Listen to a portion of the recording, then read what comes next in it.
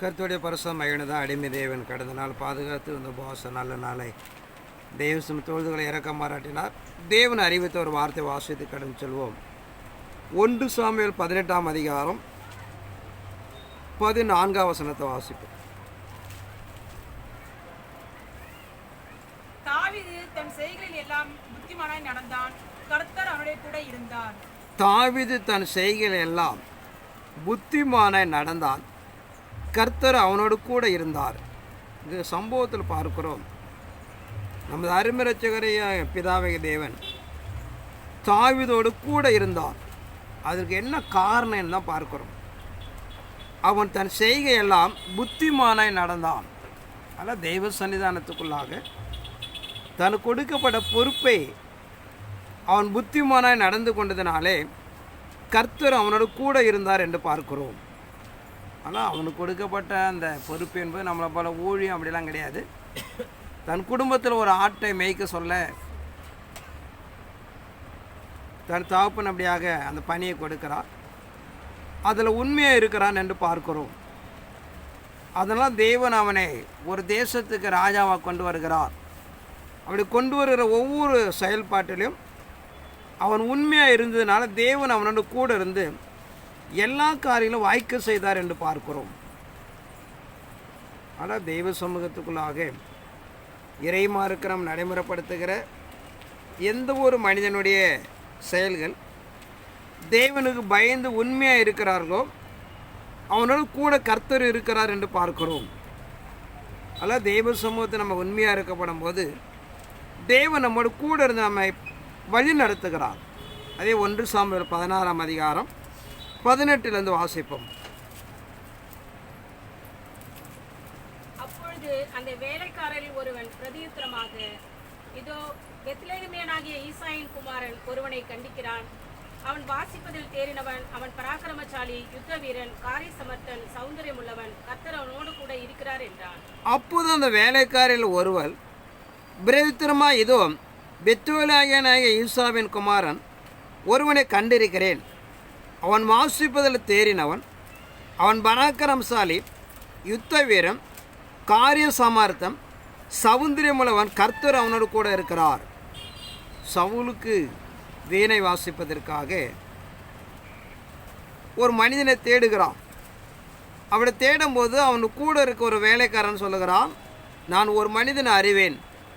அவன் யுத்த வீரம், பராக்கிரமசாலி, காரிய சாமர்த்தியன், சௌந்தரியமுள்ளவன், கர்த்தர் அவனோடு கூட இருக்கிறான். இப்படிப்பட்ட தெய்வ சமூகத்துக்குள்ளாக அவன் செய்கிற எல்லா காரியங்களும் ஒரு சாமர்த்தியான ஒரு மனிதன் என்று சொல்லி அவனோடு கர்த்தர் கூட இருக்கிறார் என்று சொல்லப்படுதா பார்க்கிறோம். ஆனால் இறை சமூகம் ஒரு மனிதனுக்கு கொடுக்கப்படுகிற எந்த ஒரு வேலையும் அதில் எவ்வளவு உண்மையாக இருக்கிறோமோ அவனை கர்த்தர் உயர்த்துக்கிறார். அந்த ஸ்டேஜில் அந்த நிலைப்பாடுகளை அவனை கொண்டு போகிறார். நாம் இறை சமூகத்தில் ஆதி தகப்பனாகிய ஆபிரகாம் ஈசாக்குக்கு 2 பிள்ளைகள் பிறக்கிறார்கள். அவர் பிறந்து வருகிற அந்த சம்பவத்துக்குள்ளாக ஏசா யாக்கோபு பார்க்கப்படும் போது அவருடைய தொழில்துறைகளை பார்க்கிறோம். ஏசா வனத்துறையை தெரிந்து கொள்கிறான், யாக்கோப்பு கூடார வாசத்தை தெரிந்து கொள்கிறான். வனத்தொழில் என்பது உண்மையாக கடினமான தொழில் தான். ஆனால் அதில் உண்டான அலுப்பு சலுப்புனாலே தனக்கு உண்டான சுதந்திரத்தை விற்று போடுகிறான் என்று பார்க்கிறோம். அதில் உண்டான அலுப்பு சலுப்புனாலே தேவன் வெறுத்த பிரியமில்லாமல் அந்நிய பெண்களோடு அவன் விவாகம் செய்து கொள்கிறான் என்று பார்க்கிறோம். இப்படி வாழ்க்கையில் உண்டாகிற சோர்வுனாலும் இலைப்படையாமல் காணப்படுற நிலையினாலே அவன் எடுக்கிற ஒவ்வொரு செயல்பாட்டையும் பார்த்திங்கன்னா, நாம் தான் உயிரோடு இருந்து என்ன பண்ண போகிற சாக போகிறோமலே, நாம் எப்படி இருந்தால் என்ன என்று சொல்லிட்டு அவனுடைய செயலுக்கு கண்களுக்கு பிரியமாக எடுத்துக்கொள்கிறான். ஆனால் இறை சமூகத்துக்குள்ளாக அவன் தள்ளப்படுகிறான் என்று பார்க்கிறோம். யாக்கோபு சிநேகித்தின் ஏசாவை வெறுத்தன் என்று சொல்கிறார். ஆனால் இறை சமூகம் நடைமுறைப்படுத்துகிற நம்முடைய ஒவ்வொரு செயல்பாடுகளும் அது கடினமோ மெலினமோ என்பதை விட அதில் எந்த அளவுக்கு பொறுப்பாக இருக்கிறோமோ தேவன் அவனை ஏற்ற காலத்தில் கூட இருந்து உயர்த்தி ஆசீர்வதிக்கிறார். 2 சாமுவேல் 5ஆம் அதிகாரம் 10ஆம் வசனத்தோட வாசிப்போம். தாவீது நாளுக்கு நாள் விருத்தி அடைந்தான். சேனைகளின் தேவனாகிய கர்த்தர் அவனுடைய கூட இருந்தார். தாவீது நாளுக்கு நாள் விருத்தி அடைந்தான். சேனையின் தேவனே கர்த்தர் அவனோடு கூட இருந்தார். அவன் செய்கிற எல்லா காரியங்களும் தேவன் ஆசீர்வதிக்கிறார். அவன் வாழ்க்கை ஒரு பெரிய அசுர வளர்ச்சி அடைகிறது என்று பார்க்கிறோம். 7ஆம் அதிகாரம் 8லிருந்தோட வாசிப்போம். 2 சாமுவேல். இப்போதும் நீ என் தாசனாகிய தாவீதை நோக்கி, சேனைகளின் கர்த்தர் சொல்லுகிறது என்னவென்றால், நீ இஸ்ரவேல் என்கிற என் ஜனங்களுக்கு அதிபதியாய் இருக்கும்படி ஆடுகளின் பின்னே நடந்த உன்னை நான் ஆட்டு மந்தையை விட்டு எடுத்து, நீ போன எவ்விடத்திலும் உன்னோடு இருந்து உன் சத்துருக்களை எல்லாம் உமக்கு முன்பாக நிர்மூலமாக்கி, பூமியில் இருக்கிற பெரியோர்களின் நாமத்திற்கு ஒத்த பெரிய நாமத்தை உனக்கு உண்டாக்கினேன். நான் என் ஜனமாகிய இஸ்ரவேலுக்கு ஒரு இடத்தை ஏற்படுத்தி அவர்கள் தங்கள் ஸ்தானத்திலே குடியிருக்கவும், இனி அவர்கள் அலையாமலும் முன்போலும் நான் என் ஜனமாகிய இஸ்ரவேலின் மேல் நியாயபதிகளை கட்டளையிட்ட நாள் வரையில் நடந்தது போலவும் நியாயக்கேட்டின் மக்களால் இனி சிறுமைப்படாமலும் இருக்கும்படி அவர்களை நாட்டினேன். இங்க பார்க்கிறோம், நான் இஸ்ரவேலாகிய என் ஜனத்தை மேய்க்கும்படி கட்டளையிட்ட இஸ்ரவேல் கோத்திரத்திலே ஒரு கோத்திரத்தையாவது நோக்கி நீங்கள் எனக்கு கேதுரு மரத்தால் செய்யப்பட்ட ஆலயத்தை கட்டாது இருந்தும் என்னை என்று நான் இஸ்ரவேலுக்கு விளாய் வந்த இவ்விடத்திலே யாதொரு வார்த்தையும் சொன்னதுண்டோ. இப்போ நீ என் தாசனாய தாவீதை நோக்கி, சேனையில் கர்த்தர் சொல்லுகிறது என்னவென்றால், நீ இஸ்ரவேல் என்கிற என் ஜனத்துக்கு அதிபதியாக இருக்கும்படி ஆடுகளின் பின்னே நடந்த உன்னை நான் ஆட்டு மந்தைக்கு விட்டு எடுத்து, நீ போன எவ்விடத்தில் உன்னோடு கூட இருந்தேன். ஆனால் இறை சமூகத்துக்குள்ளாக ஒரு ஆடு மேய்க்கிற மெய்ப்பன காணப்பட்ட தாவீது இஸ்ரவேல் கோத்திரத்துக்கு அதிபதியாகவும் ராஜாவாகவும் நான் உருவாக்கி, உனக்கு விரோதமாக எல்லா சத்துருக்களை நிர்மூலமாக்கி, பூமியில் இருக்கிற எல்லா பெரியவர்களுக்கு மேலாக உயர்த்தினேன் என்று சொல்கிறார். ஆனால் இறை சன்னிதானத்துக்குள்ளாக அவன் கொடுக்கப்பட்ட வேலை ஒரு ஆடு மேய்க்கிற வேலை. கர்த்தர் அவனை தெரிந்து கொள்கிறார். அவன் அழைத்து பூமியில் இருக்கிற எல்லா மனிதர்களுக்கு மேலாக நான் உன்னை உயர்த்தினேன் என்று சொல்லப்படுதா பார்க்கிறோம். ஆனால் நாம் கொடுக்கப்பட்டிருக்கிற பணிகள்,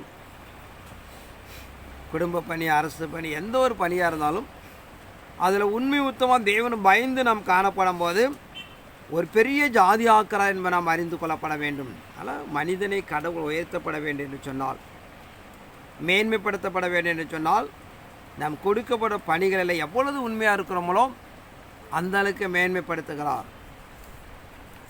இல்லைன்னா நம்ம அதை அடைய முடியாது. காரைக்கால்லேருந்து 12 மணிக்கு இங்கே வருவோம். 11:50க்கெலாம் உள்ளே வர ஆள்லாம் இருக்குது. ஐயா 12 மணிக்கு வந்துடுவார் அப்படின்னு சொல்லிட்டு நம்ம வாழ்க்கை எப்படி இருக்கும்? அப்படியே தான் இருக்கும்.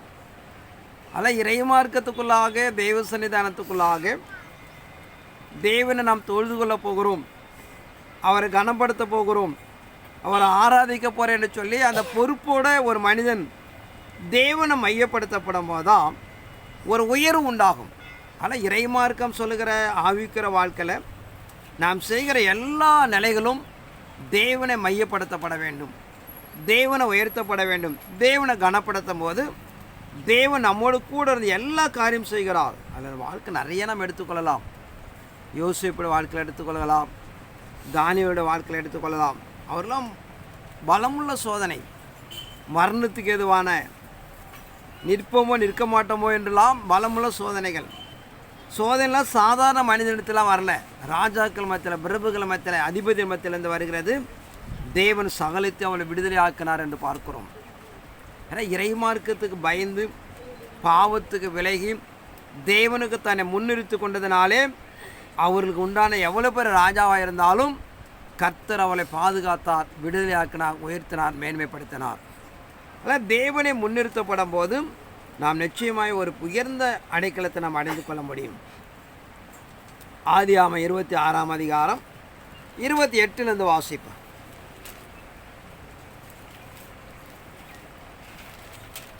அதற்கு அவர்கள், நிச்சயமாய் கர்த்தர் உம்மோடு கூட இருக்கிறார் என்று கண்டோம். ஆகையால் எங்களுக்கு உமக்கு ஒரு ஆணை ஏற்பாடு உண்டாக வேண்டும் என்று நாங்கள் நிர்ணயம் பண்ணினோம். நாங்கள் உம்மை தொடாமல் நன்மையே உமக்கு செய்து உம்மை சமாதானத்தோடு அனுப்பிவிட்டது போல நீரும் எங்களுக்கு தீங்கு செய்யாதபடி உம்மோடே உடன்படிக்கை பண்ணிக்கொள்ள வந்தோம். நீ கர்த்தரால் ஆசீர்வதிக்கப்பட்டவராமே என்றார்கள். அவன் அவர்களுக்கு விருந்து பண்ணினான். அவர்கள் புசித்து குடித்தார்கள். இங்க பார்க்கிறோம், ஆபிரகாம் கொடுக்க வாக்கு தத்துவம் தன் மகனாய் ஈசாக்கை பின்தொடர்கிறது. அவன் தேசத்தில் விதைவித கர்த்தர் அவனை ஆசீர்வதித்தார். அந்த வருஷத்தில் 100 மடங்கு பலன் அடைந்தான். அதற்கு அவர்கள் நிச்சயமாய் கர்த்தர் மோடு கூட இருக்க என்று நான் கண்டோம். ஆகிய எங்களுக்கு உமக்கு ஒரு ஆணை ஏற்பாடு உண்டாக்க வேண்டும். நாங்கள் நிர்ணயம் பண்ணினோம், நாங்கள் உம்மை தொடாமலும் நன்மையே உமக்கு செய்து சமாதானத்தோடு அனுப்பிவிட்டது போல நீர் எங்களுக்கு தீங்கு செய்யாதபடிக்கும் மூடு உடன்படிக்கை பண்ணிக்கொள்ள வந்தோம். நீ கர்த்தரால் ஆசீர்வதிக்கப்பட்டவரே என்றான். ஜனங்கள் இப்படியாக ஆபிரகாமோடு கூட இருந்த போல தன் மகனாகிய ஈசா கூட கர்த்தர் கூட இருக்கிறார். அவனை விதைத்த 100 மடங்கு விளைய செய்தார். அவர் தன் பிரயாணங்களை கடந்து போகிற ஒவ்வொரு இடங்களிலும் பல தேசத்தை சந்திக்கிறார்கள். அமலேக்கர் ஈசாக்கை சந்திக்கிறார்கள். கடவுள் உங்களோட கூட இருக்க நான் அறிந்திருக்கிறோம், உமக்கு எங்களுக்கு என்ன வேண்டாம், சண்டை வேண்டாம்.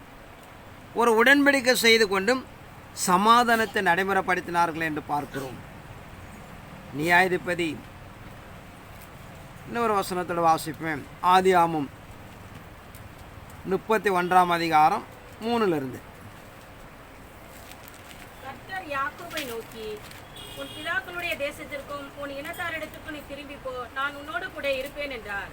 அப்பொழுது யாக்கோபு ராகேலையும் லேயாளையும் வெளியிலே தன் மந்தையிடத்தில் அனுப்பித்து அவர்களை நோக்கி, உங்கள் தகப்பனுடைய முகம் நேற்று முந்தைய நாள் போல் இருந்தது போல இருக்கவில்லை என்று எனக்கு தோன்றுகிறது. ஆனாலும் என் தகப்பனுடைய தேவன் என்னோடு கூட இருக்கிறார். என்னால் இயன்ற மட்டும் நான் உங்கள் தகப்பனுக்கு ஊழியம் செய்தேன் என்று நீங்கள் அறிந்திருக்கிறீர்கள். உங்கள் தகப்பனோ என்னை வஞ்சித்து என் சம்பளத்தை 10 முறை மாற்றினான். கர்த்தர் யாக்கோபை நோக்கி சொல்லுகிறார், உன் பிதாக்குடைய தேசத்தில் உன் இனத்திடத்திற்கும் நீ திரும்பி போ, நான் உன்னோடு கூட இருப்பேன் என்றார். அப்போது யாக்கோபு ராகேலை லேயாளின் வெளியிலே தன் மந்தையினத்தில் அழைப்பித்து அவள் நோய்க்கு, உங்கள் தகப்பனுடைய முகம் நேற்று முந்தைய நாள் போல இருந்ததல்ல, வேறுபாட இருக்கிறது என்று சொல்கிறான். தேவன் எப்படியாக என்னை மூதாதி தேசத்துக்கு அனுப்புகிறார் என்று சொல்லி அவர் சொல்லப்படுவதாக பார்க்கிறோம். ஆனால் ஆபிரகாம், ஈசாக்கு, யாக்கோப்பு கடவுள் கொடுத்த வாக்குத்தத்தத்தை பல சூழ்நிலை நிர்பந்தங்கள் வாழ்க்கை சந்தித்தாலும் தேவன் அவருடைய கூட இருந்து எல்லா நிலைகளையும் விடுதலை ஆக்கினார் என்று பார்க்கிறோம். ஒன்று, தாவீதுக்கு பார்த்த பிரகாரம் தேவனுக்கு உண்மையாக கொடுக்கப்பட்ட பணியை பாதுகாத்து கொண்டால் பூமியில் இருக்கிற எல்லா மனிதர்களும் உன்னை உயர்த்துகிறார். தேவன் கொடுக்கப்பட்ட வாக்குத்தத்தமானது ஒரு மனிதனுடைய என்ன சூழ்நிலை நடந்தாலும் அவனை பாதுகாத்து ரட்சித்து அவனை தப்பிவிக்கிறார். ஆபிரகாம் நிறைய இடங்களில் ஜீவன் போகக்கூடிய நிலைகள் உண்டாகுது, பாதுகாக்கிறார். ஈசாக்கை பாதுகாக்கிறான், யாக்கோப்பை பாதுகாக்கிறான். தேவன் வாக்குத்தத்தை கொடுத்தால் நிச்சயமாக நிறைவேற்றி கொடுக்கிறதை என்பதை நாம் அறிந்து கொள்ளப்பட வேண்டும். நியாயாதிபதி புஸ்தகம் 1 அதிகாரம் 22 வாசிப்போம்.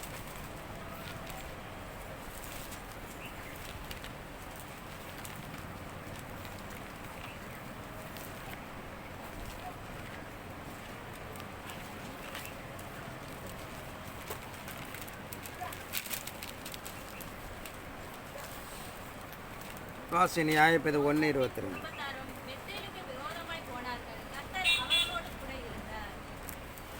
வாசிங்க.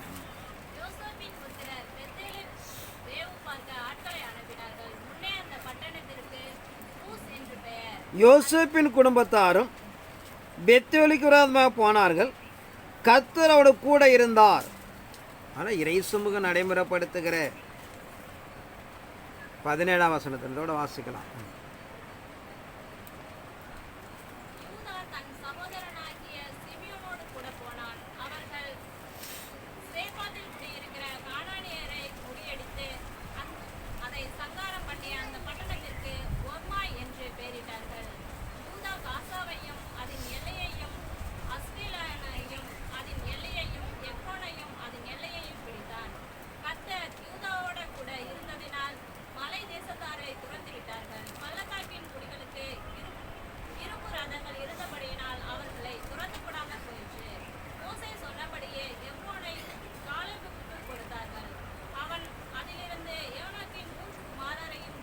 இங்கே பார், யோசுவனுடைய நாட்களிலும் யூதாவுடைய நாட்களிலும் கர்த்தர் அவனுக்கு கூட இருந்து அவர் கொடுக்கிற வாக்குத்தத்தத்தை தேசத்தை சுதந்திரித்து கொண்டார்கள். அல்ல, தேவன் கொடுக்கிற வாக்குத்தத்தமானது ஒருபோதும் மாறாதது. அது ஏற்ற காலத்தை நடைமுறைப்படுத்துகிறார் என்று பார்க்கிறோம். நியாயாதிபதி 2ஆம் அதிகாரம் 18 வாசிக்கலாம். கர்த்தர் அவர்களுக்கு நியாயாதிபதிகளை எழும்ப பண்ணுகிற போது கர்த்தர் நியாயாதிபதியோடு கூட இருந்து அந்த நியாயாதிபதிகளின் நாட்கள் எல்லாம் அவர்கள் சத்துருக்களின் கைக்கு அவர்களை நீங்களாக்கி ரட்சித்து வருவார். அவர்கள் தங்களை இறுக பிடித்து ஒடுக்கிற ஒரு நிமித்தம் தவிக்கிறதுனாலே கர்த்தர் மனஸ்தாபப்படுவார். நியாயாதிபதி மரணமடைந்த உடனே அவர்கள் திரும்பி அந்நிய தேவர்களை பின்பற்றவும் சேவிக்கவும் பணிந்து கொள்ளவும் தங்கள் பிதாக்களை பார்க்கலும் கேடாய் நடந்து தங்கள் கிருத்தியங்களையும் தங்கள் முரட்டான கர்த்தர் அவளுக்கு நியாயாதிபதிகளை எழும்ப பண்ணுகிற போது கர்த்தர் நியாயாதிபதிகள் கூட இருந்து அந்த நியாயாதிபதி நாட்கள் எல்லாம் அவர்கள் சத்துருடைய கைக்கும் அவளை நீக்கலாக்கி ரட்சித்தார். இஸ்ரவேல் ஜனங்கள் அப்பப்போ விழுந்து விழுந்து எழுந்திருப்பார்கள். தேவன் 2 ஆண்டு 7 ஆண்டு 4 ஆண்டு 12 ஆண்டு 40 ஆண்டு என்று புறஜாதிகளோடு ஒப்புவிப்பார். அந்த ஜனங்களாம் கூக்குரிடும் போது அப்போ ஒரு மனிதனை தெரிந்து கொள்வார். அவனோட கூட இருந்த தேவன் யுத்தம் செய்து ஜனங்களை பாதுகாப்பார். அந்த நியாயாதிபதி உயிரோடு இருக்கிற வரைக்கும் தேசத்தில் சேமம் உண்டாகும். அந்த நியாயாதிபதி செத்து போன பழையபடி விக்கிரங்களை நாடி போயிடுவாங்க. இப்படி ஒவ்வொரு காலகட்டத்துக்குள்ளாக நியாயாதிபதிகளை கடந்து வந்த சமயமெல்லாம் தேவன் நியாயாதிபதிகள் கூட இருந்து தேசத்தின் ஜனங்களையும் பாதுகாத்தார் என்று பார்க்கிறோம். தேவன் ஒவ்வொரு காலகட்டத்துக்குள்ளாக நடைமுறைப்படுத்தின சம்பவத்தை அவர் நிலைப்படுத்துகிறார் என்று பார்க்கிறோம். நியாயாதிபதி 6ஆம் அதிகாரம் 13 வாசிப்போம். அப்பொழுது கிதியோன் அவரை நோக்கி, என் ஆண்டவனே, கர்த்தர் எங்களோட இருந்ததால் இவையெல்லாம் எங்களுக்கு நேரிடுவானே. கர்த்தர் எங்களை எகிப்திலிருந்து கொண்டு வரவில்லையா என்று எங்கள் பிதாக்கள் எங்களுக்கு விவரித்து சொன்ன அவருடைய அற்புதங்கள் எல்லாம் இங்கே. இப்பொழுது கர்த்தர் எங்களை கைவிட்டு மீதியானர் கையில் எங்களை ஒப்புக் கொடுத்தாரே என்றார். அப்பொழுது கர்த்தர் அவனை நோக்கி பார்த்து, உனக்கு இருக்கிற இந்த பலத்தோடு போ, நீ இஸ்ரவேலை மீதியானின் கைக்கு நீங்களாக்கி ரட்சிப்பாய், உன்னை அனுப்புகிறவர் நான் அல்லவா என்றார். அதற்கு அவன், என் ஆண்டவரே, நான் இஸ்ரவேலை எதனாலே ரட்சிப்பேன்? இதோ மனாசேயின் என் குடும்பம் மிகவும் எளியது, என் தகப்பன் வீட்டில் நான் எல்லாரிலும் சிறியவன் என்றான். அதற்கு கர்த்தர், நான் உன்னுடனே கூட இருப்பேன், ஒரே மனுஷனை முறியடிப்பது போல நீ மீதியானரை முறியடிப்பாய் என்றார். இஸ்ரவேல் 7 ஆண்டுகள் மீதியோட கையில் ஒப்புவிக்கப்படும் போது அந்த ஜனங்களாம் தேவனை நோக்கி கூக்கலிடுகிறார்கள். அப்படி கூக்கலிடுகிற சத்தத்தை கேட்டு அங்கே கிதியோனை தெரிந்து கொள்ளுகிறார். அவன் சொல்லுகிறான், இந்த தேசத்தில் ஒரு சின்ன குடும்பம் ஆண்டவரே, நான் எதை வைத்து இஸ்ரவேல் ஜனங்களை மீட்க முடியும்? அப்போ சொல்லுகிறார், நான் உன்னோடு கூட இருப்பேன், நான் கூட இருந்த யுத்தத்தை நடைமுறைப்படுத்துவேன், ஒரு மனிதனை முறியடிப்பது போல நீ மீதியானுடைய முறியடிப்பாய் என்று சொல்லப்படுதா பார்க்கிறோம். ஆனால் தெய்வ சன்னிதானத்துக்குள்ளாக இஸ்ரவேல் ஜனங்களுடைய எவ்வளோ பெரிய மகத்துவம். அது ஒவ்வொரு காலகட்டம் ஜனங்களை இழந்து போவதனாலே அந்நியர்களுக்கு அடிமையாக்குறார், அந்நியர் தேசத்தில் ஒப்புவிக்கிறார், பாடுகளுக்கு நிந்தைகளை அவமானத்துக்கும் உட்படுகிறார்கள். அதில் தேவ சன்னிதானத்தை இறைமார்க்கு நடைமுறைப்படுத்துகிற பிரகாரம் நாம் எந்த அளவுக்கு தேவனை பற்றி கொள்கிறோமோ, உண்மையாக இருக்கிறோமோ, தேவன் நம்மோடு கூட இருக்கிறார் என்பதை நாம் அறிந்து கொள்ளப்பட வேண்டும்.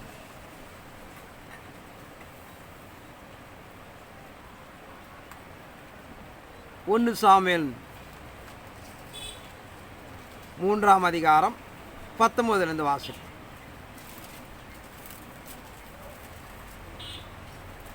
சாமுவேல் வளர்ந்தான், கர்த்தர் அவனோடு கூட இருந்தார். அவர் தம்முடைய எல்லா வார்த்தைகளிலும் ஒன்றையாகிலும் தரையிலே விழுந்து போக விடவில்லை. சாமுவேல் கர்த்தருடைய தீர்க்கதரிசிதான் என்று தான் முதல் பெயர்செபா மட்டுமுள்ள சகல இஸ்ரவேலுக்கும் விளங்கியது. கர்த்தர் பின்னும் சீலோவிலே தரிசனம் தந்திருந்தார். கர்த்தர் சீலோவிலே தம்முடைய வார்த்தையினாலே சாமுவேலுக்கு தம்மை வெளிப்படுத்தினார். சாமுவேல் வளர்ந்தார், கர்த்தர் அவனோடு கூட இருந்தார். அவர் தம்முடைய எல்லா வார்த்தைகளிலும் ஒன்றையாகிலும் தரையிலே விழுந்து போகவில்லை. சாமுவேல் கர்த்தருடைய தீர்க்கதரிசி என்று தான் முதல் பெயர்செபா மற்றும் சகல இஸ்ரவேலுக்கு விளங்க செய்தார். சாமுவேலை குறித்து சொன்ன ஒவ்வொரு வார்த்தை கூட விழுந்து போனது அல்ல. ஏன்னா வாக்குத்தத்தம் கொடுப்பது முக்கியமல்ல, வாக்குத்தத்தத்தை பற்றி கொண்டு நிறைந்தால் தான் அது நிறைவேறும். வாக்குத்தத்தத்தை நீங்கள் கையாளப்படவிட்டால் பொய்யா மாறிடும். அதை சொல்கிறான். சாமுவேல் மூலம் கொடுக்கப்பட அத்தனை வாக்குத்தத்தமும் ஒரு வார்த்தை கூட விழுந்து போனதில்லை. அவர் சொன்னதை ஜனங்கள் பின்பற்றி பயத்தோடு கடந்து போனதினாலே சாமுவேல் தேவன வார்த்தையை சொன்னது அத்தனை நிறைவேற்றி கொடுத்தார் என்று பார்க்கிறோம். தேவன் அவனோடு கூட இருந்தார் என்று பார்க்கிறோம். ஆனால் நாம் இறைமார்க்கம் எதிர்பார்க்கல. நமக்கூட பொறுப்பு கடமைகள் எந்த அளவுக்கு உண்மையாக இருக்கிறோமோ தேவன் நம்மளோட கூட வாசம் பண்ணுகிறார் என்று சொல்லப்படுறதா பார்க்கிறோம். மார்க்கு 16 அதிகாரம் 17 வாசிப்போம். விசுவாசிக்கிறவர்களால் நடக்கும் அடையாளங்களாவன, என் நாமத்தினாலே பிசாசுகளை துரத்துவார்கள், நவமான பாஷைகளை பேசுவார்கள், சர்ப்பங்களை எடுப்பார்கள், சாவுக்கு ஏதுவான யாதொன்றை குடித்தாலும் அது அவர்களை சேதப்படுத்தாது, வியாதியஸ்தர் மேல் கைகளை வைப்பார்கள், அப்பொழுது அவர்கள் சுத்தமாவார்கள் என்றார். இவ்விதமாய் கர்த்தர் அவர்களுடனே பேசின பின்பு பரலோகத்துக்கு எடுத்துக்கொள்ளப்பட்டு தேவனுடைய வலது பாரிசத்தில் உட்கார்ந்தார். அவர்கள் புறப்பட்டு போய் எங்கும் பிரசங்கம் பண்ணினார்கள். கர்த்தர் அவர்களுடனே கூட கிரியை நடப்பித்து அவர்களால் நடந்த அடையாளங்களினால் வசனத்தை உறுதிப்படுத்தினார். தேவன் இயேசு கிறிஸ்து தன் ஊழிய காலத்தில் பார்க்கிறோம், விசுவாசிகளால் நடக்கும் அடையாளம் என்று சொல்லி அதை வாக்கு கொடுக்கிறார். அதை தன் ஊழிய காலத்தில் பார்த்தீங்கன்னா அதை அப்படியே நடைமுறைப்படுத்தி தெய்வ திட்டங்களை நிறைவேற்றி அடையாளங்களாலே அதை உறுதிப்படுத்தினார்கள் என்று பார்க்கிறோம். ஆனால் தெய்வ சமூகத்துக்குள்ளாக தேவன் கொடுக்க வாக்குத்தத்தம் எல்லாம் ஒன்றாயம் தரையில் விழாத அளவுக்கு அதை நிறைவேற்றி கொடுத்தார் என்று நாம் இறை சமூகத்தில் பார்க்கிறோம். வெளிப்படுத்தின 1 அதிகாரம் 18 வசனத்தோடு வாசிப்போம். மரித்தேன், ஆனாலும் இதோ சதா காலங்களில் உயிரோடு இருக்கிறேன். ஆமென். நான் மரணத்திற்கும் பாதாளத்திற்கும் உரிய திறவுகோல்களை உடையவராய் இருக்கிறேன். மரித்தேன், இதோ உயிர்த்தெழுந்தேன், சதா நாளுக்கு உங்களை கூட இருக்கிறேன்னு வாக்கு கொடுக்கிறார். அல்ல அருமரிச்சகர இயேசு கிறிஸ்து சீசர்களை வாக்கு கொடுத்த பிரகாரம் மரித்தேன் ஆனாலும் உயிரடைந்தேன், சதா காலம் உங்களை கூட இருந்து நான் என்ன பண்ணுவேன், உங்களை வழி நடத்துவேன் என்று சொல்லி. ஆனால் இறைமார்க்கம் கொடுக்கப்பட்ட வாக்கு தத்துவத்தை ஒன்றாகிலும் மாற்றிக்கொள்வதில்லை. ஆதியாகமம் 5 அதிகாரம் 20 வாசிப்போம்.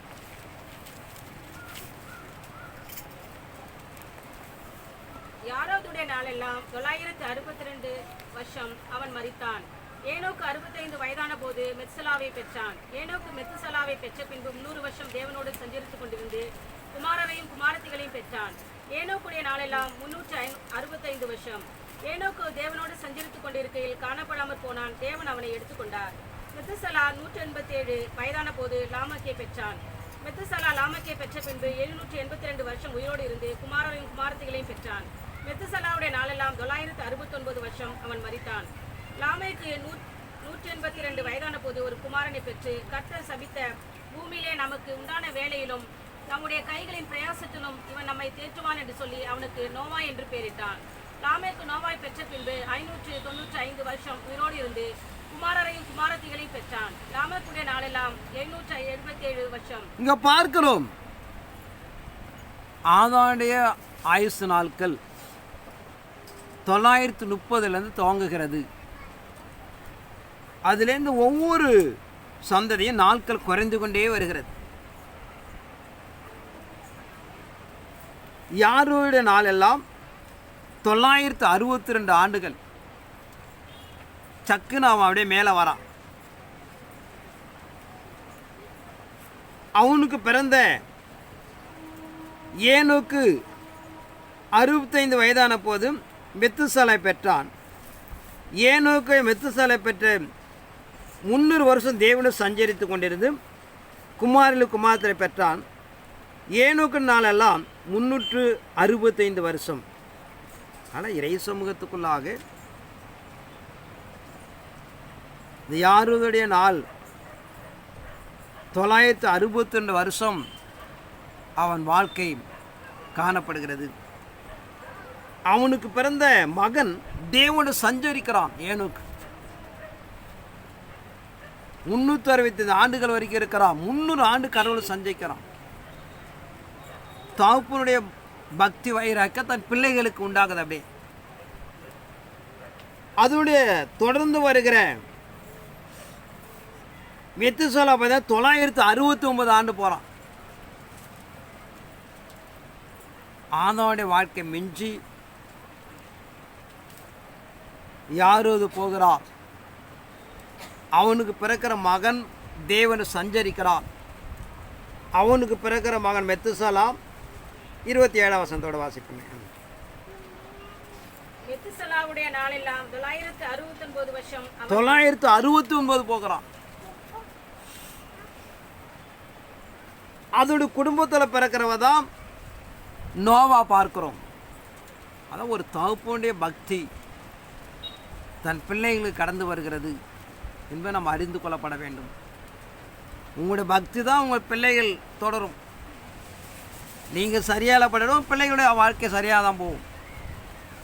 ஆனால் இறை சமூகத்துக்குள்ளாக இது எல்லாத்துக்கும் பொருந்தும். திருச்சபையாக இருந்தாலும் சரி, குடும்பமாக இருந்தாலும் சரி, தேசமாக இருந்தாலும் சரி, ஒவ்வொரு இடத்துல எவ்வளோ பக்தி வேற பயம் தேவனை சார்ந்து கொள்கிறோம், அதை சார்ந்து தான் உலகமே.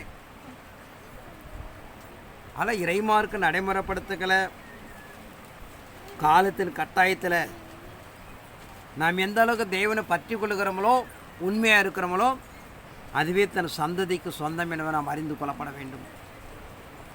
நீங்கள் அசதி சோர்வாக இருந்தால் தன் பிள்ளையுடைய நிலை மாறி போயிடும். ஆனால் தேவன் ஒரு மனிதனோட கூட இருக்கப்பட வேண்டும். பார்த்தீங்கன்னா நான் உண்மையாக இருக்கப்பட வேண்டும். நமக்கு கொடுக்கப்பட்ட வாழ்க்கை பொறுப்பு எல்லாம் நிதானமாக கடந்து போய் ஒரு ஜெயத்தை அடைய வேண்டிய என்பது இறைமார்க்கம் எதிர்பார்க்கிறது. ஆனால் வேதத்தில் ஆதியாமத்திலிருந்து வெளிப்படுத்த விஷயம் நீங்கள் திறந்து பார்த்தீங்கன்னா நமக்கு கொடுக்கப்பட்ட பொறுப்பில் யார் உண்மையாக இருக்கிறீங்களோ அதுவே நம்ம வாழ்க்கை உயர்வு என்று அறிந்து உங்களை காத்துக்கொள்ள முடியாக தேவநாமத்தை கேட்டுவிட்டு கர்த்தர் வார்த்தையை ஆசீர்வதிப்பாராக. ஆமென்.